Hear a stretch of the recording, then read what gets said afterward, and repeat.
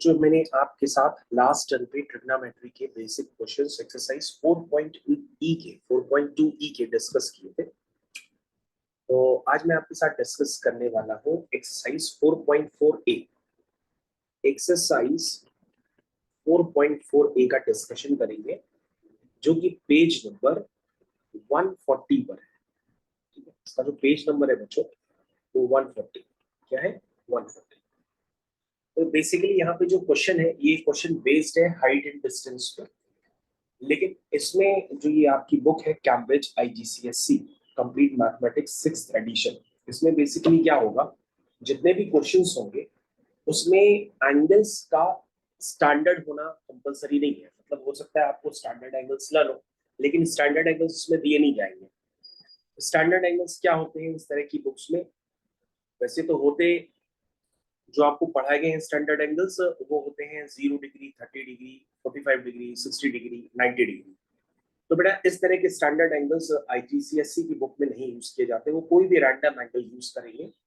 और अगर आप अपनी बुक को देखेंगे तो उसमें साइड में कैलकुलेटर का निशान भी होगा, तो उससे समझ जाइएगा कि वो एंगल्स को यूज करने के लिए आप कैलकुलेटर का यूज करेंगे।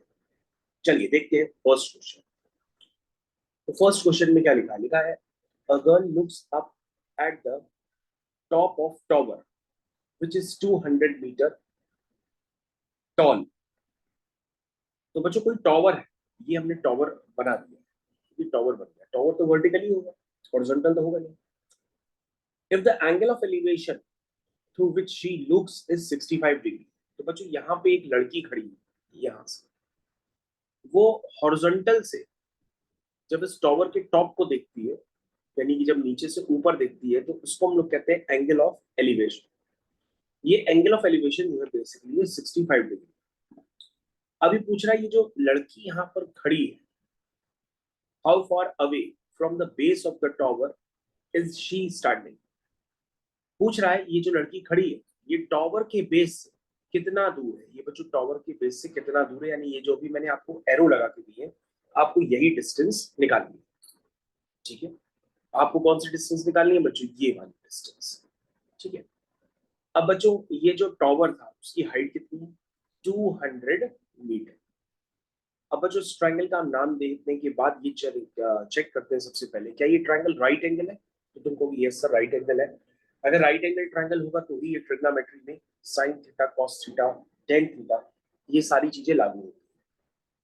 तो बच्चों आपको सबसे पहले देखना है कि यहाँ पर अगर आपने ट्रायंगल का फॉर्मेशन कर लिया है तो सबसे पहले आप ये सोचिए कि यहाँ पर ट्रायंगल का फॉर्मेशन होते ही आपके पास नोन क्वांटिटी क्या है? क्योंकि सर एंगल के सामने वाला कल आपने बताया था उसको हम लोग परपेंडिकुलर कहते हैं। तो सर परपेंडिकुलर नोन है, ये क्या है बच्चों? परपेंडिकुलर। और 90 के सामने बच्चों हाइपोटेनियस, और ये बच्चों आपका बेस होता है। तो बच्चों आपको क्या रेस्ट्रिक्शन चाहिए कि आपको बेस निकालना है, परपेंडिकुलर पता है। तो परपेंडिकुलर और बेस में रिलेशन होता है टेन थीटा। तो आप क्या लिखेंगे? आप लिखेंगे इन ट्राइंगल ए बी, इसका नाम है C, angle B is equal to 90 degree. सबसे पहले आप ऐसे लिखेंगे, उसके बाद आप लिखेंगे tan 65। tan 65 क्या होगा? वो होगा परपेंडिकुलर अपॉन बेस, ये होगा। तो इतना लिखने के बाद बच्चों को कंटिन्यू करेंगे, आपको बताना पड़ेगा कि tan 65 कितना होता है। 2.14 ऐसी कोई वैल्यू है। अब बच्चों मैं आपको बेसिकली एक बात और भी बताता हूँ, वो भी आप याद रखिएगा कि किसी भी एंगल का अगर आप साइन लेते हैं, किसी भी एंगल का, तो उसकी लीस्ट वैल्यू होती है -1, मैक्सिमम वैल्यू होती है +1। समझ में आया? और किसी भी एंगल का अगर आप कॉस लेते हैं तो उसकी भी लीस्ट वैल्यू होती है -1 और मैक्सिमम वैल्यू होती है +1। ये नोटेशंस आपको याद रखने होते हैं। लेकिन बच्चों टेन थीटा के साथ ऐसा नहीं होता है। टेन थीटा की कोई भी वैल्यू हो सकती है और वो वैल्यू सारे रियल नंबर्स में कहीं भी जा सकती है। समझ में है कि जो टेन थीटा की बच्चों जो रेंज होती है वो होती है ऑल रियल नंबर्स, यानी -∞ से लेकर के +∞ तक कोई भी रियल नंबर टेन थीटा की रेंज हो सकती है। लेकिन किसी भी एंगल का साइन थीटा होगा, अगर मान लीजिए आपने लिखा यहाँ पे साइन 65 और आपने उसकी वैल्यू हमको बताई होती 2.14, तो मैं आपको कहता कि आप हमको कैलकुलेटर से या कहीं से भी देख के गलत बता रहे हो, क्योंकि उसकी मैक्सिमम वैल्यू जब 1 है तो 2.14 तो ले ही नहीं सकता।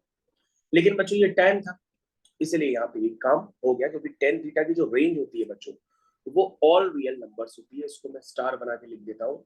ये -1 से 1 नहीं होता बच्चों, ये -इन्फिनिटी से लेकर के +इन्फिनिटी तक कुछ भी हो सकता है।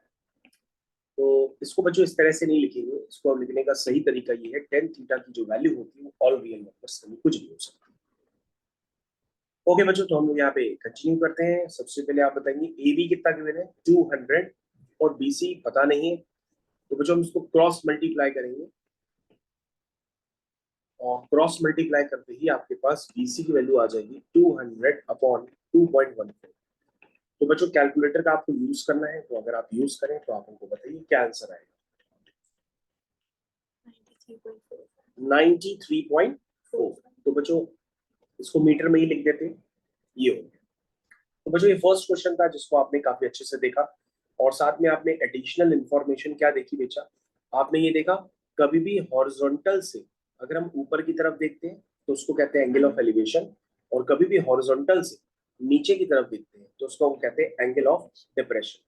तो बच्चों इसमें एक थ्योरी का पार्ट है, तो आप याद रखिए this is known as angle of elevation, और इस वाले पार्ट को कहते हैं बच्चों एंगल ऑफ डिप्रेशन। ठीक है, तो बच्चों ये दो तरह के एंगल्स होते हैं, इनको आप याद रखेंगे तो थोड़ा सा जल्दी आपको काम हो जाएगा। ठीक है बच्चों, सेकंड क्वेश्चन की तरफ मूव करते हैं। यह रहा आपका सेकंड क्वेश्चन। सेकंड क्वेश्चन में क्या लिखा हुआ है चेक करते हैं। लिखा है अ boy is looking up at his friend who is in a hot air balloon. ठीक है, तो बच्चों अभी तो आपके पास ये ट्रिग्नोमेट्री काफी इजी मोड में है, क्योंकि इसका डायग्राम भी आपको बना बनाया दिया जा रहा है। कह रहा है एक बॉय जो है वो नीचे से ऊपर की तरफ देखता है, किसको देखता है, एक hot air balloon. If the balloon is 60 meters off the ground and the boy is 80 meters away from the point on the ground directly below the balloon, through what angle of elevation is he looking? ठीक है बच्चों, काफी कुछ है यहाँ पर data. सबसे पहले इसका डायग्राम बनाएंगे, बिना डायग्राम के क्वेश्चन नहीं होने वाला। तो जरूरी नहीं है आप डायग्राम अपनी बुक का फॉलो करो, कोई भी डायग्राम बना सकते हो। अभी तो फिलहाल बुक में बनाया तो हम उसी को ही फॉलो कर लेते हैं कि ये आपका एक लड़का खड़ा हुआ है। लड़का किसको देखता है, हॉट एयर बैलून देखता है ना। और हॉट एयर बैलून की ग्राउंड से हाइट आपके पास बच्चों की कितनी हाइट है, ये बच्चों आपका हॉट एयर बैलून है।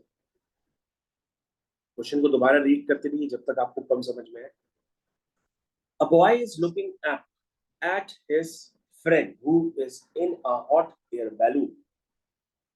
If the balloon is 60 metre off, ये देखिए बैलून जो है 60 मीटर ऊपर है ग्राउंड से, 60 metre off the ground, and boy is 80 metre away from the point on the ground directly below the balloon. तो बच्चों बैलून के जस्ट बिलो एक पॉइंट है, उस नाम का पॉइंट है ए, और बी पॉइंट पर ये लड़का खड़ा हुआ है। तो ए पॉइंट से बी पॉइंट के बीच की जो डिस्टेंस है वो कितनी है, 80 मीटर। बच्चों क्वेश्चन समझने की कोशिश करिएगा। ज्यादातर बच्चे इसमें कंफ्यूज होंगे कि 60 और 80 को कहाँ पे हम डायग्राम में शो करें, तो आपको ये बात समझ में आनी चाहिए। मैंने पूरी तरह से आपको शो करके बताया, और क्वेश्चन भी दोबारा रीड कर दे रहा हूँ। If the balloon is 60 meter off the ground and the boy is 80 meter away from the point, ठीक है, ऑन द ग्राउंड, तो ग्राउंड पे जो पॉइंट है उससे उस बॉय की दूरी 80 मीटर है, और वो पॉइंट कहां पर है, directly below the balloon, balloon के ठीक नीचे। तो पूछ रहा है ये एंगल ऑफ एलिवेशन क्या होगा जिस पे ये बॉय देख रहा है। तो बच्चों ये आपका एंगल निकालना है, इसको हम कहेंगे एंगल ऑफ एलिवेशन थीटा। तो बच्चों यहाँ परपेंडिकुलर और बेस आपको पता है, तो सबसे पहले आप बार बार, वैसे भी बच्चों इस तरह की हाइट एंड डिस्टेंस में आपके पास बार बार टेन थीटा ही यूज होता है।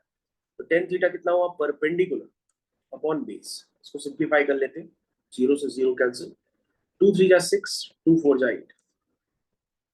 तो टेन थीटा कितना आ गया, 3/4 आ गया। तो बच्चों अब आपको बताना है कि अगर टेन थीटा 3/4 है तो थीटा क्या हो सकता है, सबसे बड़ी बात है। तो बच्चों ये आपको सोच के बताना पड़ेगा, अगर टेन थीटा 3/4 है तो थीटा क्या हो सकता है। तो तुम कहोगे सर यहाँ पे थीटा कैसे निकाले, अगर सर कोई स्टैंडर्ड एंगल होता 1/√3 तो हम बता देते कि थीटा 30 डिग्री है। √3 होता तो बता देते कि थीटा 60 डिग्री है। 1 होता 3/4 की जगह तो बता देते कि थीटा 45 डिग्री है। लेकिन सर ये रिवर्स प्रोसेस कैसे करते हैं? तो बेटा रिवर्स प्रोसेस नहीं है, यहाँ पे हम क्या करते हैं, थीटा इज इक्वल टू 1/10 3/4 लिख देते हैं, और 1/10 ऊपर आकर के tan इनवर्स 3/4। तो बच्चों आपको बताना होगा tan इनवर्स 3/4, इसकी वैल्यू आपको निकालनी पड़ेगी अपने कैलकुलेटर से, तब आ जाती है आंसर आएगा।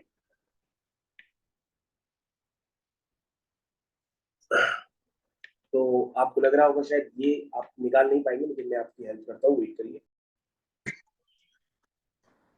सबसे पहले बच्चे जो इस तरह की tan इनवर्स टाइप का आपने हो सकता है पहली बार देखा हो, और tan इनवर्स 3/4 बेसिकली जब आप कैलकुलेटर से देखेंगे तो वहां पे आपको आर्क tan 3/4, मतलब जहां पे आर्क 10 लिखा हो ना, तो आर्क 10 आप प्रेस करो और उसके बाद 3/4 लिख दो, तो आपके पास उसकी वैल्यू आ जाएगी, और ये वैल्यू बच्चों आपको डिग्री में लिखनी होती है। ठीक है, अब बच्चों बेसिकली मतलब समझ लो कि tan inverse, sine inverse, cos inverse कुछ भी हो सकता है। अभी बच्चों मैंने थोड़ी देर पहले बताया था कि साइन थीटा की जो भी वैल्यू होगी, थीटा चाहे कुछ भी हो, -1 से 1 होगी। कॉस थीटा में थीटा कुछ भी हो, थीटा -1 से 1 होगा। टेन थीटा की जो रेंज होगी वो ऑल रियल नंबर्स होगी। तो बच्चों मैंने ये रेंज लिखी हुई है। उसी तरह से बच्चों आपको याद रखना होगा कि जो साइन इनवर्स एक्स हो, एक्स कुछ भी हो, जैसे मैं आपको पूरा ही बता देता हूँ तो ज्यादा ठीक रहेगा। आइए मैं आपको पूरा बता देता हूँ। बेसिकली तीन तरह के आपके पास फंक्शंस आएंगे, एक आएगा साइन इनवर्स एक्स, एक आएगा कॉस इनवर्स एक्स, और एक आएगा tan इनवर्स एक्स। ये तीनों आपको याद रखना है। इनकी डोमेन क्या होती है, इनकी रेंज क्या होती है, आप इसको याद ही कर लो तो आपके लिए ज्यादा बेहतर रहेगा। उससे आपको आंसर में याद समझ में आ जाएगा कि आप सही निकाल रहे हो कि गलत निकाल रहे हो।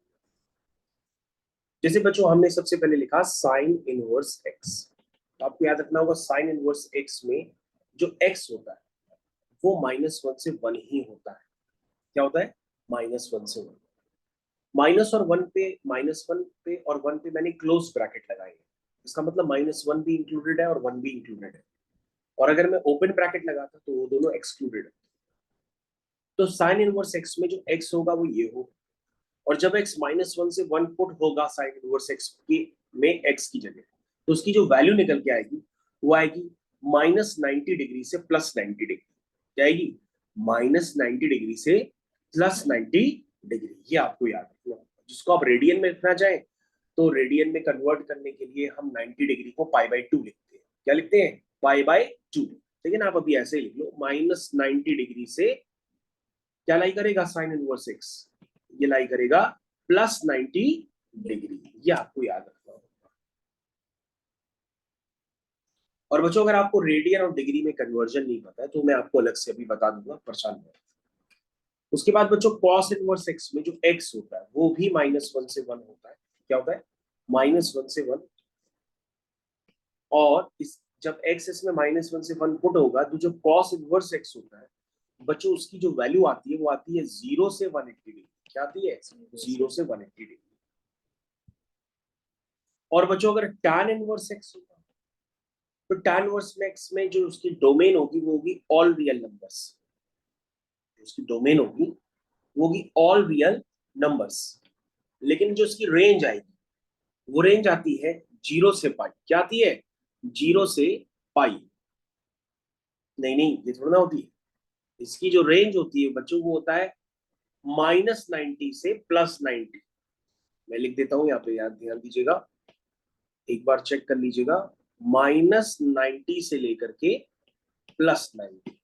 बस उसमें फर्क ये होता है बच्चों की इंक्लूडेड नहीं होते 90 एक्सक्लूडेड होते हैं। तो बच्चों ये आप कंफ्यूज ना होइएगा, मैंने आपको ये जो वैल्यूज बताई है ये sine inverse x, cos inverse x और tan इनवर्स एक्स के लिए बताया है। जैसे आपने देखो tan इनवर्स 3/4 निकाला, तो क्या tan इनवर्स एक्स में जो x की जगह 3/4 है, क्योंकि 3/4 सारे रियल नंबर्स में आता है? बिल्कुल आता है। मैंने बताया इसकी वैल्यू -90 से +90 आएगी, तो 36 क्या उस इंटरवल में लाई करता है? बिल्कुल करता है। इसका मतलब भी सही है। तो बच्चों आपको यहाँ के कंफ्यूजन नहीं होना, ये मैंने sine inverse x, tan inverse x, cos inverse x के बारे में बताया है।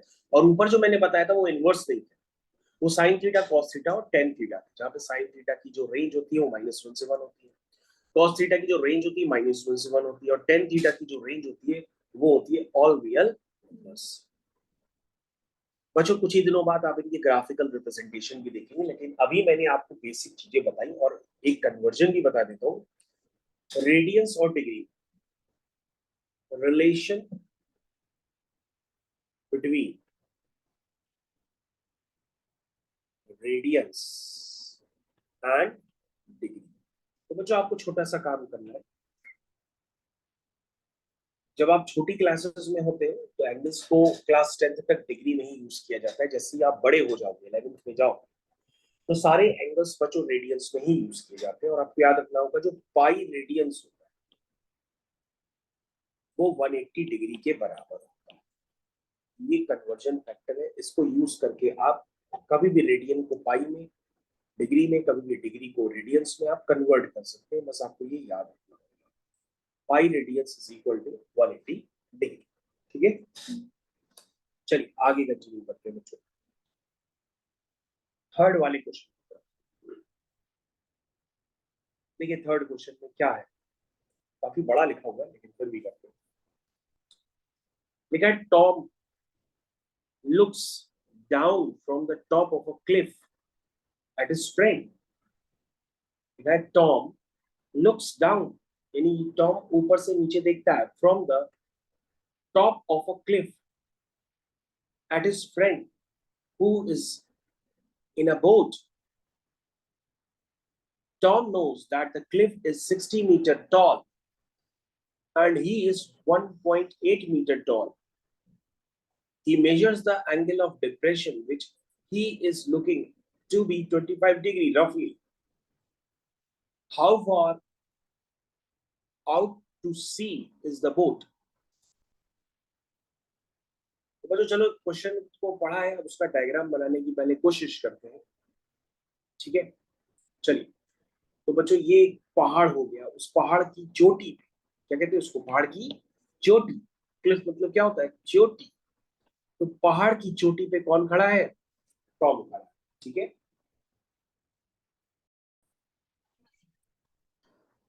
तो बच्चों पहाड़ की चोटी पे कौन खड़ा है, टॉम खड़ा है, और यहाँ पर उसको एक फ्रेंड नजर आता है जो कि बोट पे। तो बच्चों सारी चीजें देखिएगा, लिखा है Tom looks down from a top of a cliff at his friend who is in a boat. Tom knows that cliff is 60 meter tall and he is 1.8 meter tall. तो बच्चों ये भी आपको हाइट लेनी पड़ेगी, जो टॉम की height है वो कितनी है, ये टॉम का, इसकी भी हाइट है बच्चों 1.8। ठीक है, he measures the angle of depression। तो बच्चों ये एंगल ऑफ डिप्रेशन देखता है, तो मैं इसका डायग्राम बनाता हूँ। ये यानी जब ऊपर से नीचे देखते हैं तो उसको हम एंगल ऑफ डिप्रेशन कहते हैं, और कोई भी एंगल होता है तो बच्चों हम लोग उसको कहाँ से मेजर करते हैं, हॉरिजॉन्टल से। ये बच्चों आपका हो गया एंगल ऑफ डिप्रेशन, कितना ये रफली 25 डिग्री। तो बच्चों अगर आपको पता है कि ये दोनों पैरेलल लाइंस है तो उसको हम लोग कहते हैं ऑल्टरनेट इंटीरियर एंगल्स। तो ये 25, तो ये भी 25। और बच्चों आपको देखना होगा कि ये टोटल हाइट कितनी है, क्योंकि अब हाइट में 60 नहीं रहेगा, क्योंकि टॉम की भी हाइट इसमें लेनी पड़ेगी और वो हो जाएगी 61.8। ये टोटल हाइट है। क्या बात सबको समझ में आई कैसे किया मैंने ये डायग्राम, जरा समझने की कोशिश करिए। एडी जो है टॉम की हाइट है, which is 1.8 मीटर। अब ये क्या कह रहा, he measures the angle of depression through which he is looking to be 25 degree roughly। तो क्या पूछा, how far out to sea is the boat। इसका मतलब क्या पूछ रहा है, वो बोट से कितना दूर है। तो बोट कहां पे है बच्चों, सी पॉइंट पे, यानी सी पॉइंट से उसकी डिस्टेंस पूछ रहा ए पॉइंट तक की, यही तो पूछ रहा, आपको सी ए डिस्टेंस निकालनी। लेकिन अगर कहता कि आपको वो डिस्टेंस निकालनी है जस्ट वो पॉइंट बिलो टू द टॉम है, तो वो बी पॉइंट हो जाता है। लेकिन इसने कहा नहीं, इसने कहा कि जो टॉम की बोर्ड से डिस्टेंस है वो निकाल के दो। तो टॉम की बोर्ड से जो डिस्टेंस है बच्चों वो कौन सी है, ये डिस्टेंस। ये बात समझ में आई सब? बस क्वेश्चन हो गया बच्चों। अब आप क्वेश्चन करना स्टार्ट करिए। सबसे पहले राइट एंगल ट्रायंगल को पहचानिए। तो in triangle A B C, angle B क्या हो गया, 90 डिग्री। ये 90 डिग्री है, तभी आप पाइथागोरस थ्योरम, ट्रिग्नोमेट्री, ये सब इसमें अप्लाई कर सकते हैं। तो बच्चों सबसे पहले आपको निकालना क्या है, परपेंडिकुलर पता है, हाइपोटेनियस निकालना है। तो यहाँ पे आप लिखेंगे sine theta is equal to perpendicular upon hypotenuse. Hypotenuse is A C, यही बच्चों आपको बताना है। तो मुझे यहाँ से एसी की वैल्यू आ जाएगी 60 अपॉन साइन 25। तो आप बताएंगे कैलकुलेटर से देख करके कि साइन 25 कितना होता है।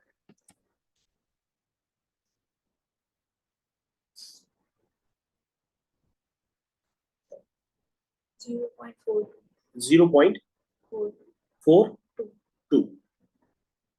तो एसी क्या हो जाएगा बच्चों, वो हो जाएगा 60 अपॉन 0.42। बताइए जरा क्या, 142.8। ये बच्चों आपका आंसर आ गया। यही आपको क्वेश्चन करने का पैटर्न समझ में कैसे किया। तो जो सारा खेल हाइट एंड डिस्टेंस में बेसिकली आपके डायग्राम पे डिपेंड करेगा कि डायग्राम आप कितना सही बनाने जा रहे हैं। डायग्राम बन गया, क्वेश्चन हो गया। एक और क्वेश्चन करते हैं बच्चों, fourth question. A kite flying at a height of 55 meter is attached to the string which makes an angle 55 degree with the horizontal। तो बच्चों कोई पतंग उड़ रही है, उसका डायग्राम भी बना होगा। ये बच्चों कटी पतंग, और कटी पतंग भी कटने के बाद उड़ती ही रहती है। तो ये बच्चा कटी पतंग देख रहा है, तो ये खुद तो उड़ा नहीं रहा, खुद उड़ा रहा है। हाँ, डायग्राम में ऐसा लग रहा है कि खुद उड़ा रहा है, लेकिन पतंग नहीं लग रही है, भारत का झंडा लग रहा है। ठीक है। A kite flying at a height of 55 metre, ये है बच्चों आपकी काइट जो कि 55 मीटर की हाइट पे is attached to the string which is making an angle 55 degree. ये जो बच्चों स्ट्रिंग है वो हॉरिजॉन्टल से 55 डिग्री का एंगल बनाती है। What is the length of the string. तो बच्चों आप तो समझ गए कि सर ये तो सिर्फ डायग्राम का ही खेल हो गया, लेंथ ऑफ स्ट्रिंग निकालनी है। यानी कि ए बी सी आपके पास ट्रायंगल है जिसमें एंगल भी आपका 90 डिग्री है। तो आपको क्या निकालना है, आपको निकालना है इसमें ए सी। तो आप क्या यूज करोगे, साइन 55। तो साइन 55 क्या होगा, this is perpendicular upon hypotenuse. तो बच्चों जल्दी से आप सोच के बताएंगे कि यहाँ पर साइन 55 की वैल्यू क्या है, 0.81। और बच्चों डिवाइड करके बताइए कि 55 होल डिवाइडेड बाय 0.81 कितना आएगा। 67.9। बच्चों आप कोशिश करेंगे, आप जो भी आंसर बताएं डेसिमल की 2 प्लेसेस तक बताने की कोशिश करिएगा। ठीक है, तो ये क्वेश्चन हो गया। तो बच्चों मैंने आपको 4 क्वेश्चन सक्सेसफुली करा दिए ताकि आपका डर निकल जाए, क्योंकि डर के ही आगे जीत होती है। इसलिए अब हम आखिरी क्वेश्चन करा रहे हैं, क्वेश्चन 12। तो बच्चों क्वेश्चन नंबर 12 की तरफ बढ़ते हैं। इसको कर लिया तो लाइफ जीगा लाला। चलिए क्वेश्चन पढ़ते हैं।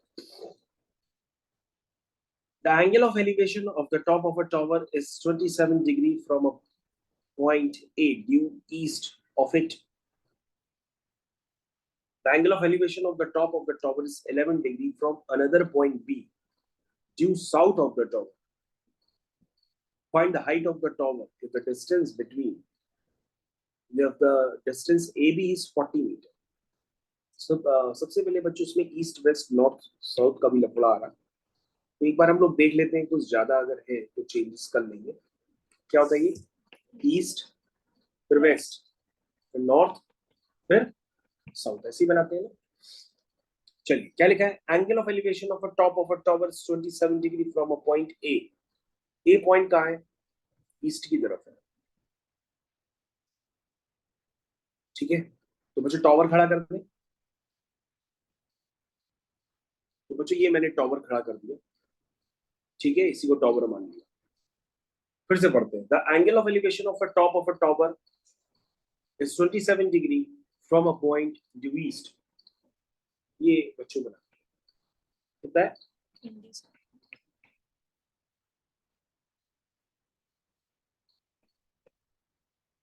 The angle of elevation of the top of a tower is 11 degree from another point B due south. B due south. यहां से बच्चों कितना है एंगल ऑफ एलिवेशन? 11। ऐसा कुछ बच्चों डायग्राम है, जरा आप कोशिश करिए समझने की, मैं आपको बताता हूँ। बच्चों अगर आप इस तरह से डायग्राम बनाएंगे तो डायग्राम आपका काम नहीं करेगा, क्योंकि आपने बी पॉइंट लिया तो जरूर है, लेकिन उसका एंगल ऑफ एलिवेशन टॉवर के साथ नहीं है। वो तो टॉवर का जो दूसरा पॉइंट है ए, वहां से लिया हुआ है, ठीक है ना, समझ रहे हैं ना? टॉवर आपका कहाँ है? टॉवर पे तो टारगेट करिए, ये है टॉवर, तो इसका ऑफ एंगल ऑफ एलिवेशन लेना है। तो बच्चों एक 3D डायग्राम बन गया, तो आप यहां से कुछ नहीं लेंगे, ठीक है ना? तो बच्चों हम एक दूसरा पॉइंट कहीं पे भी लेते हैं जहां से हम टॉवर को एक्चुअली में देख पाए, तो ये हो गया वो डायग्राम, ठीक है। तो ये एंगल ऑफ एलिवेशन कितना है? 11 डिग्री, यही ना? यही तो है। और ए बी डिस्टेंस कितनी है? 40। कितनी है? 40। तो बच्चों अगर ये डिस्टेंस x होगी तो ये डिस्टेंस कितनी होगी? 40 माइनस x। अब आपको क्या निकालना है? हाइट निकालनी है। ये हाइट बच्चों h निकालनी है। तो बच्चों ध्यान से देखो, यहाँ पे दो राइट एंगल ट्रायंगल का फॉर्मेशन हो गया। एक का नाम है ABC, तो वैसे नाम चेंज कर लेते हैं क्योंकि ए वगैरह सब पहले से ही यूज हो चुका है, कोई बात नहीं। तो ABC, ठीक है, और ये हो गया D, ठीक। चलिए, और बाकी सारे नोटेशंस हटा देते हैं बच्चों, एक 3D डायग्राम है, ओके। ऐसा कुछ डायग्राम बच्चों आ, क्लियर है? अब देखो, डायग्राम आपको पूरी तरह से क्लियर दिख रहा होगा। चलिए स्टार्ट करते हैं। तो सबसे पहले आपके पास बच्चों A B और ये पॉइंट था आपका C, ठीक है ना, D। चलिए स्टार्ट करते हैं, बताइए एक एक करके ट्रायंगल लीजिए। सबसे पहले लिखिए an triangle CDA, angle D कितना होगा? 90 डिग्री। क्या लिखेंगे? tan 27 कितना होगा? h upon 40 minus x। बोलो भाई, तो tan 27 की वैल्यू बताइए।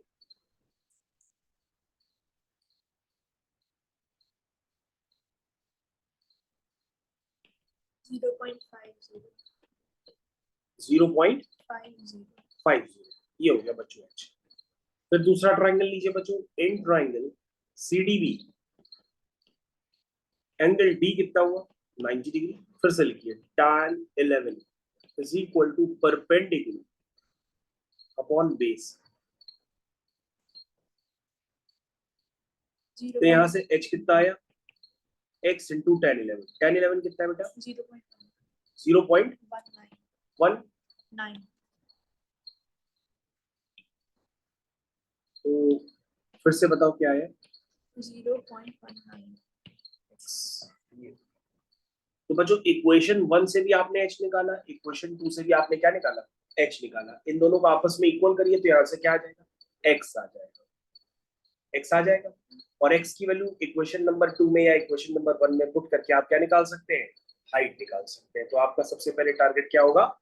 x निकालेंगे। तो सबसे पहले लिखेंगे बाय इक्वेशन 1 एंड 2। चलिए बच्चों 0.5 को हम 1/2 भी लिख सकते हैं, लिख सकते हैं ना? तो ये कितना है? 40 into 1/2 minus x into 1/2 is equal to 0.19 into x. तो हो गया बच्चों 20 minus 0.5 x is equal to 0.19 x. ऐसे लिख दे, जल्दी से बताइए कैलकुलेटर से कितना आ रहा है ये?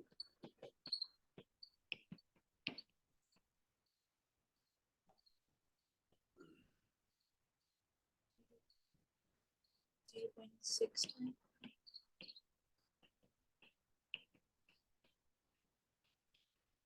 बच्चों जल्दी से बताइए कि यहाँ पे x क्या निकल के आने वाला है?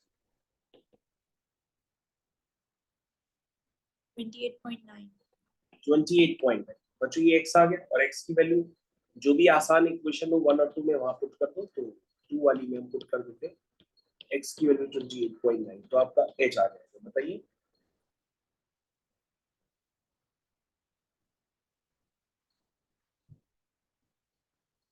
5.491।